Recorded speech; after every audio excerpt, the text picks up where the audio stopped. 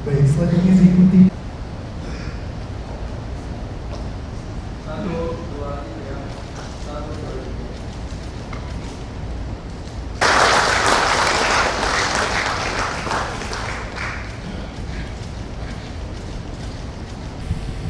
Tetapi satu hal yang menarik, tiba-tiba suatu malam saya dipanggil, dan pada waktu memanggil itu tanggal 6 Agustus persisnya, beliau panggil, Pak Rahmat mau kemana? Pilih kepala badan, pilih badan, atau pilih kementerian? Pak, yang tugas yang dulu bagaimana? Sudah tidak ada. Anda saya perintahkan menjadi pengganti Pak Suharto. Sejak itu saya nggak berani Pak ketemu Pak Suharto.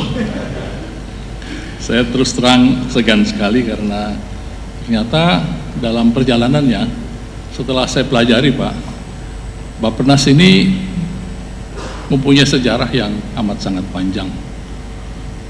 Sejak Pak Juanda memimpin masih namanya Dewan Perancang Nasional, Bappenas sudah menorehkan catatan panjang yang luar biasa. Bappenas tidak hanya menorehkan catatan panjang untuk mengisi sejarah emas, tinta emas Indonesia, tetapi juga tinta emas dunia.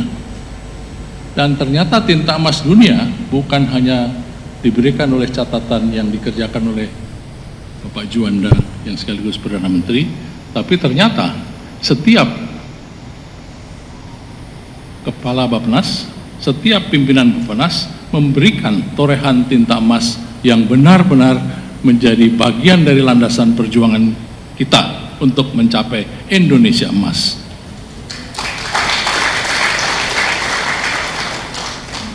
Pak Suharto berkali-kali memberikan catatan kepada saya.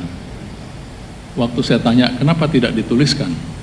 Beliau mengatakan, sudahlah nanti, ada waktunya beliau akan menuliskan. Dan saya tunggu sampai kapan beliau menuliskan, karena catatan itu penting untuk menjadi bagian dari sejarah panjang perjalanan Indonesia ke depan. Ibu dan Pak sekalian, saya terus terang benar-benar terkejut ketika Pak Prabowo bilang, setelah tanggal 6 saya dipanggil lagi tanggal 10, Pak Rahmat, jangan lupa, Anda di Bappenas. Beliau langsung menyebut Profesor Widjoyo Nitisastro. Saya langsung pucat Pak. Saya dari awal, Pak Widjoyo itu ketika kami masih anak-anak, Nino masih anak-anak, kami masih anak-anak, sudah seperti dewa. Beliaulah arsitek perjuangan Indonesia. Dan perjuangan yang panjang itu bukan hanya menorehkan tinta emas bagi Indonesia. Pengentasan kemiskinan, pendidikan sebagai bagian dari human capital, itu memberikan catatan yang panjang, dan bukan hanya memberikan catatan yang panjang, melahirkan pemenang Nobel.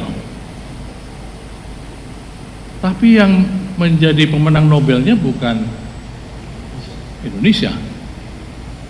Pengentasan kemiskinan yang menjadikan catatan itu sebagian dari Bappenas, tapi yang memenangkan Nobel adalah Muhammad Yunus. Pengembangan sumber daya manusia yang benar-benar bisa mengurangi jumlah orang miskin secara nyata dari 70% tinggal 10%. Dan yang memenangkan hadiah Nobel adalah Duflo, suami istri. Jadi menurut saya, kenapa kok catatan emas ini tidak bisa diberikan dan tidak bisa dimulai oleh Ibu dan Pak sekalian yang bekerja di Bappenas? Pak Harso, Bapak boleh pergi, tapi tadi Bapak janji sama saya, Bapak akan menuliskan catatan emas itu.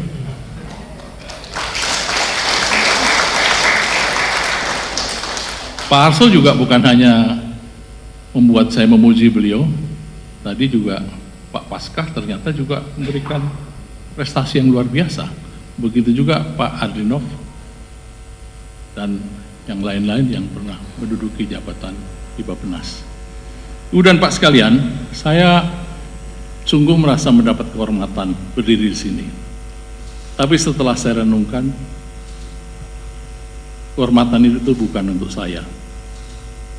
Kehormatan itu saya kembalikan kepada perguruan tinggi di mana saya lulus, kepada guru-guru saya, dan kepada orang tua saya juga.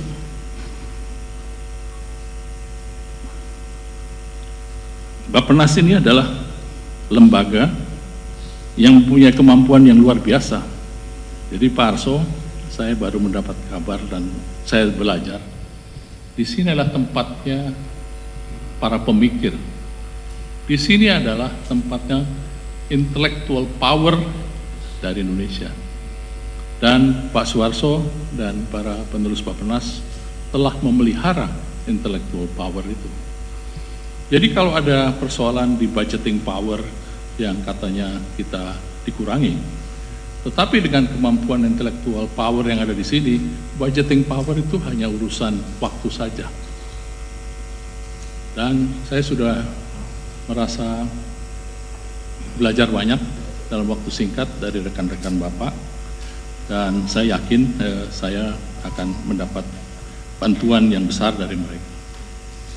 Jadi kalau saya mendapatkan kesempatan atau mendapat suatu kehormatan, saya rasakan Pak Suharso, kehormatan itu juga tanggung jawab.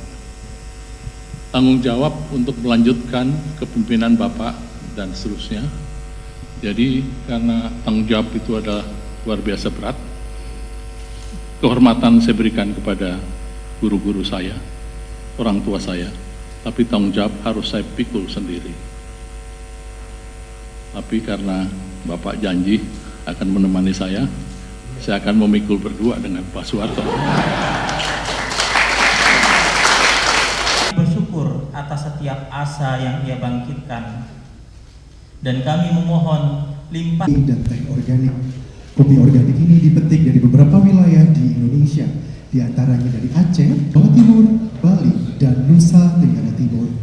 Sedangkan teh dipetik dari perkebunan yang berada di wilayah Jawa Barat, Jawa Tengah,